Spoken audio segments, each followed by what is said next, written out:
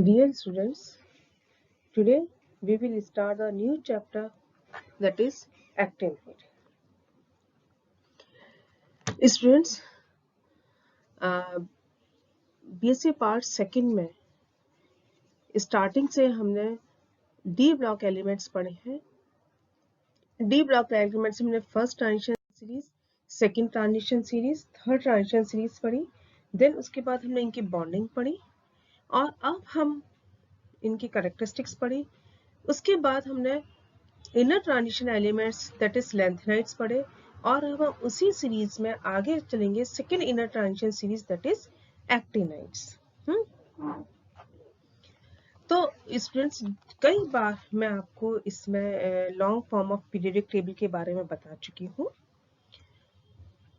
और इससे पहले के चैप्टर में हमने ये पढ़ा था कि लेंथेनाइड्स किसे कहते हैं। अब यदि हम उसे आप पीरियोडिक टेबल को थोड़ा सा ध्यान करें तो आप पाएंगे कि जैसे हम सेवेंथ पीरियड में चलते हैं, देखिए फर्स्ट पीरियड में हमारे पास दो एलिमेंट्स होते हैं, हाइड्रोजन एंड हीलियम। सेकंड में हमारे पास लिथियम से शुरू होकर नियोन पे खत्म होता है। थर्ड हमारा सोडियम से शुरू होकर आर्गन पे खत्म होता है। फोर्थ हमारा पोटेशियम से शुरू होकर और हमारा क्रिप्टॉन पे खत्म होता है। फोर्थ पीरियड में हमने ये पढ़ा था कि जैसे ही हम एटॉमिक नंबर 20 पे आते हैं उसके बाद 3d की एनर्जी कम होने लगती है और इलेक्ट्रॉन 4s के बाद 3d में आने लगते हैं। जैसे ही 3d पूरा होता है 10 इलेक्ट्रॉन्स, क्योंकि d ऑर्बिटल की कैपेसिटी 10 की होती है, इसे जब इलेक्ट्रॉन पूरे भर जाते हैं उसके बाद फिर इनमें p ऑर्बिटल यानी एटॉमिक नंबर 30 के बाद 31 जो है वो गैलियम में आता है। सिमिलरली फिफ्थ पीरियड हमारा रूबिडियम से शुरू होता है। इसमें हमारी सेकेंड ट्रांजिशन सीरीज आती है स्कैंडिनेवियम इट्रियम। जब हम सिक्स पीरियड में आते हैं तब हम क्या देखते हैं, आफ्टर लेंथेनम क्या होता है कि अचानक कुछ एलिमेंट्स की एनर्जी 4f ऑर्बिटल की एनर्जी कम होने लगती है और इलेक्ट्रॉन 5d की बजाय 4f में जाने लगते हैं और यहाँ पे हमारी first lanthanide series first inner transition series हमें मिलती है जिसके हम लेंथेनाइड कहते हैं। ठीक है, इतना आपको अभी तक क्लियर हो चुका होगा। अब जैसे ही हम सेवेंथ पीरियड में आते हैं तो वहां पे क्या होता है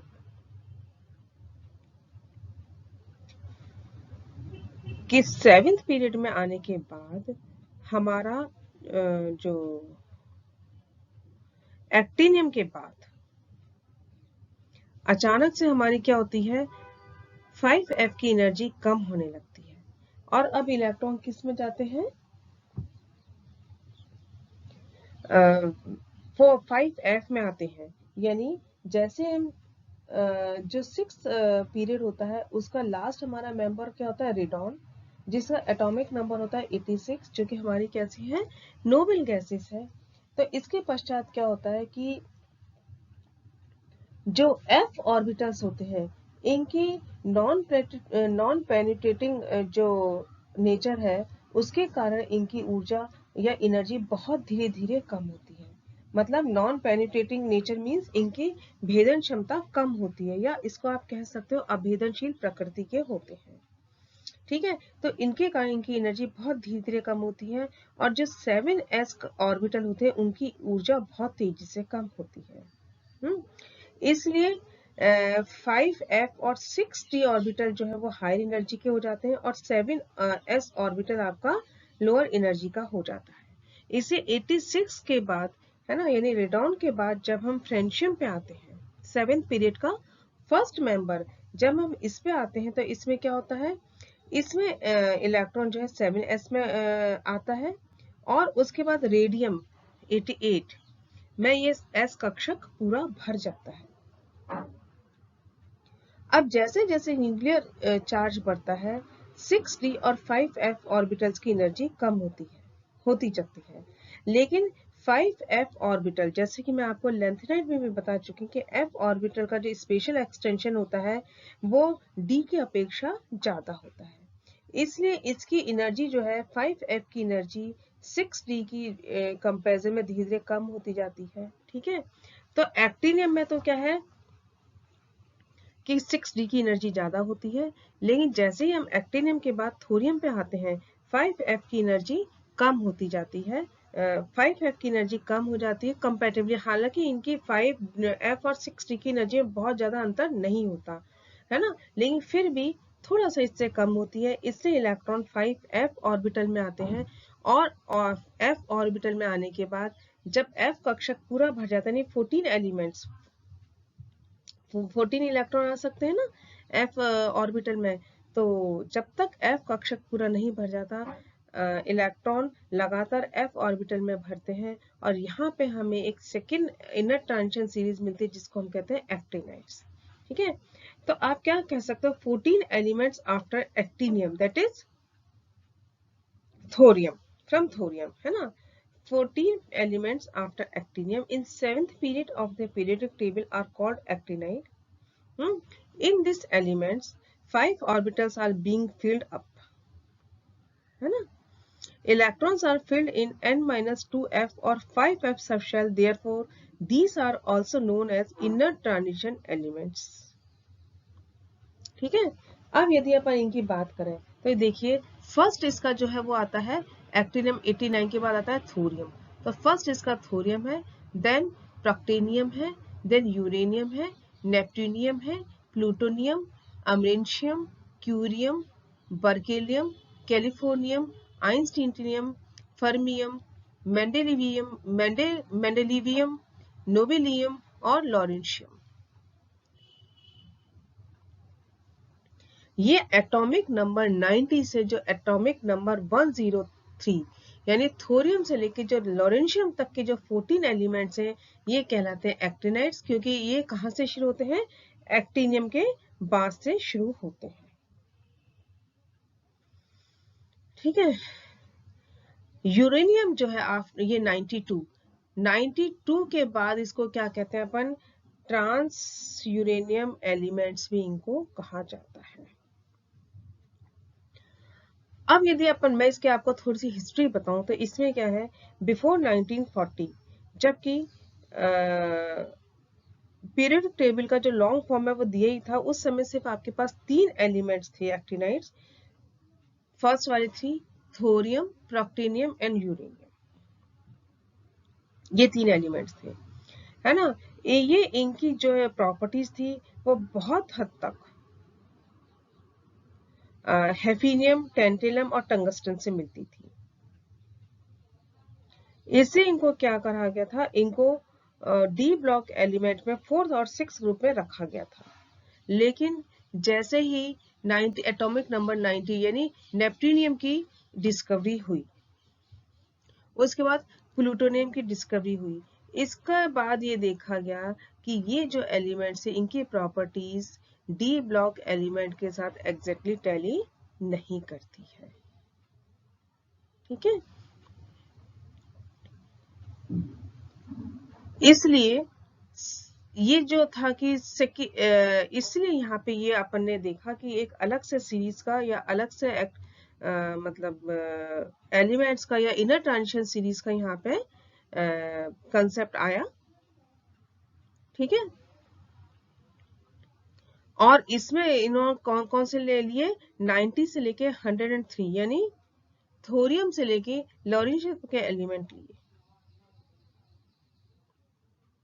ठीक है, इसमें अधिकतर जो है वो रेडियो एक्टिव एलिमेंट्स होते हैं। इसमें जो फर्स्ट 3 एलिमेंट्स है थोरियम, प्रोक्टेनियम और यूरेनियम, ये नेचर में मिलते हैं, और एक्टिनियम, प्रोक्टेनियम, नेप्ट्यूनियम और प्लूटोनियम जो है वो ट्रेसेस में मिलते हैं, यूरेनियम के ट्रेसेस में मिलते हैं, लेकिन जनरली इनको जो मिनरल से अपन एक्सट्रैक्ट नहीं कर सकते।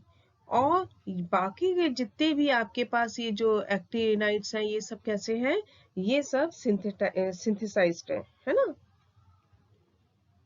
अब यदि अपन आगे की बात चले,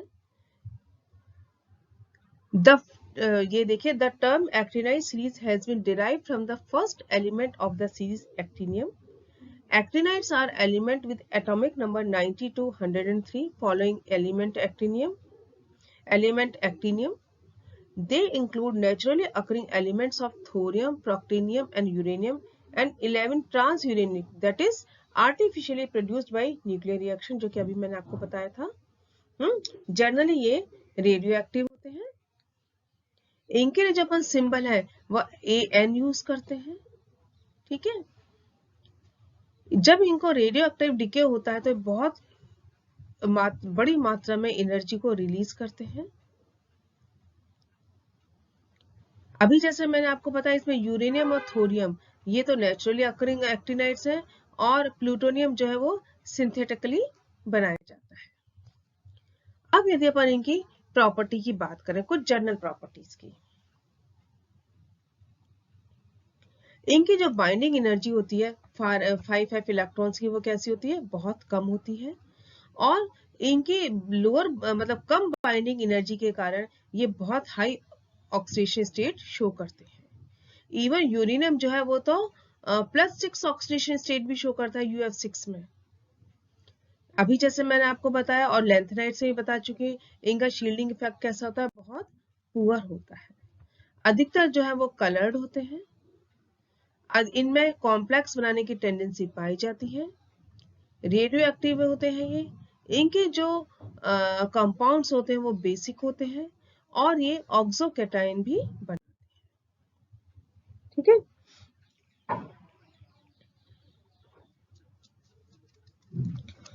अब यदि अपन इनकी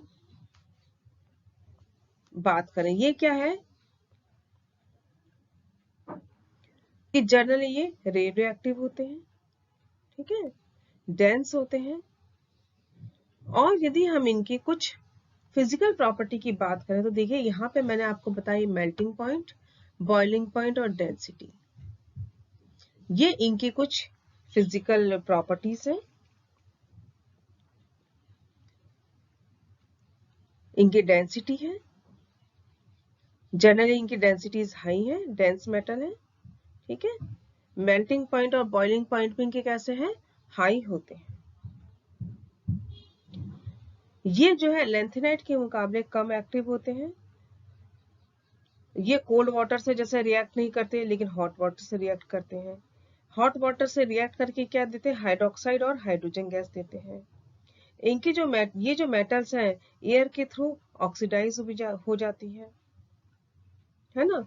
ये HCl से तो रिएक्ट करते हैं लेकिन अदर एसिड्स के प्रति ये इनर्ट होते हैं, एल्कलाइन होते हैं और ये NaOH से रिएक्ट नहीं करते हैं.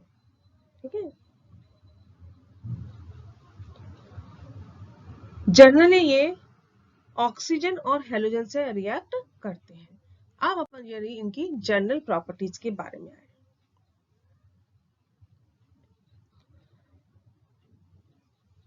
तो सबसे बड़ी बात तो क्या है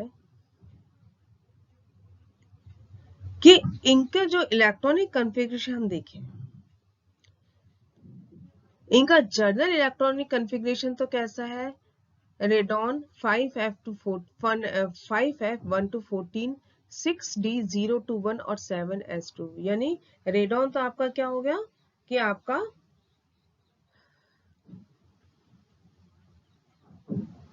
RN रेडियम है ना, वो तो आपका क्या है, आपका नोबल गैस है. इनका जो नियरेस्ट नोबल गैस होती है वो है. ठीक है. अब लेकिन यदि हम इनके इलेक्ट्रॉनिक कॉन्फ़िगरेशन की बात करें तो इनका इलेक्ट्रॉनिक कॉन्फ़िगरेशन में पढ़ने के लिए सबसे इंपॉर्टेंट बात जो है उसमें ये है कि इसमें एक्टिनाइड्स में 5f ऑर्बिटल्स में इलेक्ट्रॉन लगातार भरते हैं. लेकिन ये ऑर्डर जो फिलिंग का जो ऑर्डर है वो सिस्टमेटिक नहीं है जैसा कि लैंथेनाइड्स में है, क्योंकि इनकी जो 6d और 5 ऑर्बिटल्स के बीच में जो एनर्जी डिफरेंस होता है वो बहुत कम होता है. इसलिए इनमें 6d और 5s के बीच में इलेक्ट्रॉन का ट्रांजिशन बहुत कॉमन है. वो इनकी स्टेबिलिटी के ऊपर डिपेंड करता है. ठीक है। जनरली फर्स्ट, ये देखिए यहाँ के जो फर्स्ट 4 एलिमेंट है, उसके बाद क्या है कि जो रिमेनिंग जो एलिमेंट्स हैं उनमें F की एनर्जी D से कम हो जाती है, 5F की एनर्जी 6D से कम हो जाती है। बाकी इनमें देखिए 6D की एनर्जी इतनी कम नहीं है, लेकिन यहाँ पे F की एनर्जी D से कम हो जाती है, इससे D में इलेक्ट्रॉन नहीं आके कहाँ पे आते हैं, डायरेक्ट ये F में आते हैं। ठीक है, इसको हम स्पेक्ट्रोस्कोपिक स्टडी से भी देख सकते हैं, है ना।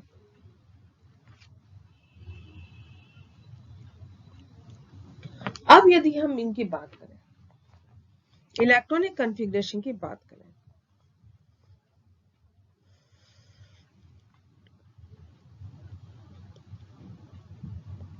तो इसमें देखिए कि एक्टिनियम के बाद, एक्टिनियम में तो क्या होता है, 6D की एनर्जी 7S से कम हो जाती है, जिसके एक्टिनियम का तो आपको पता है हमेशा किस में जाता है, एक 6D1 होता है। After 89 that is actinium, F orbitals की मैं, क्योंकि मैंने अभी जैसे बताएगा जो स्पेशल एक्सटेंशन होता है वो ज्यादा होता है, इसलिए इनकी एनर्जी में धीरे धीरे कमी आती है। लेकिन धीरे धीरे कमी आती है। एक्टिनियम के बाद हम एटॉमिक नंबर 90 पे आते हैं, तो 90 पे आने के बाद भी क्या होता है, जो थोरियम है, थोरियम में इनकी एनर्जी में F की एनर्जी में अंतर बहुत ज्यादा नहीं आता, या बहुत कम, इतनी कम नहीं होती कि ये 6D से कम हो जाए। इससे इलेक्ट्रॉन क्या करता है, 6D में ही आता है। इससे इसका इलेक्ट्रॉनिक कॉन्फ़िगरेशन क्या था, 6D2 और 7S2। ठीक है, फिर जब जैसे ही न्यूक्लियर चार्ज एक और से बढ़ता है, यानी प्रोक्टेनियम, तो प्रोक्टेनियम में भी क्या होता है, 5F की एनर्जी 6D से कम हो जाती है, तो एक इलेक्ट्रॉन इसमें क्या होता है, 5F2 में आ जाता है। ठीक है, लेकिन ये अंतर इतना कम होता है कि 6D एनर्जी में एक इलेक्ट्रॉन यदि चला भी जाए तो भी इसकी एटम की एनर्जी में कोई फर्क नहीं पड़ता। ठीक है, तो यहाँ पे अपन प्रोक्टेनियम के दो, वैसे तो होता ये है, लेकिन इसमें आप इसको ये भी लिख सकते हो। अब इनमें इस 5D और 6S के बीच में, सॉरी 5F और 6D की एनर्जी में इतना कम अंतर है कि पता ही नहीं चलता कि कौन सा इसका इलेक्ट्रॉनिक कॉन्फ़िगरेशन सही है और कौन सा गलत है। ठीक है, लेकिन आफ्टर यूरेनियम, ठीक है, जैसे जैसे अपन नीचे चलते हैं 5F की एनर्जी में डिफरेंस, मतलब एनर्जी में बहुत 5F की एनर्जी काफी कम हो जाती है, इससे 6D से इलेक्ट्रॉन, 5F से इलेक्ट्रॉन 6D में नहीं जाता है।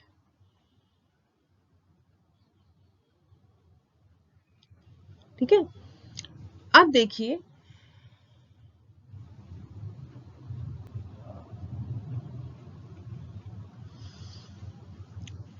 अब यदि अपन आते हैं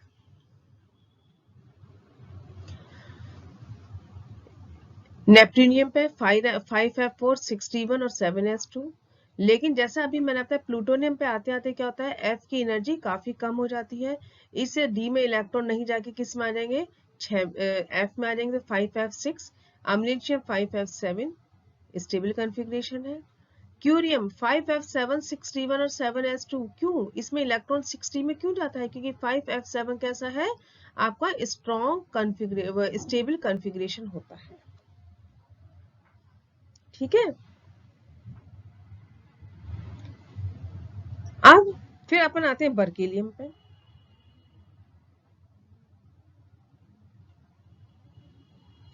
अब बर्केलियम में भी क्या होता है कि बर्केलियम में यहां पे भी थोड़ा सा देखिए, ये चीज यहाँ पे थोड़ी सी गलत हो गई है,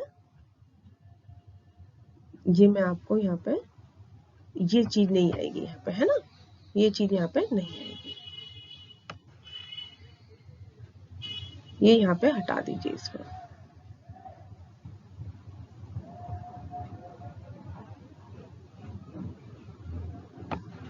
है ना। ये चीज यहाँ पे मतलब आप ये कह सकते हो ये गलत है।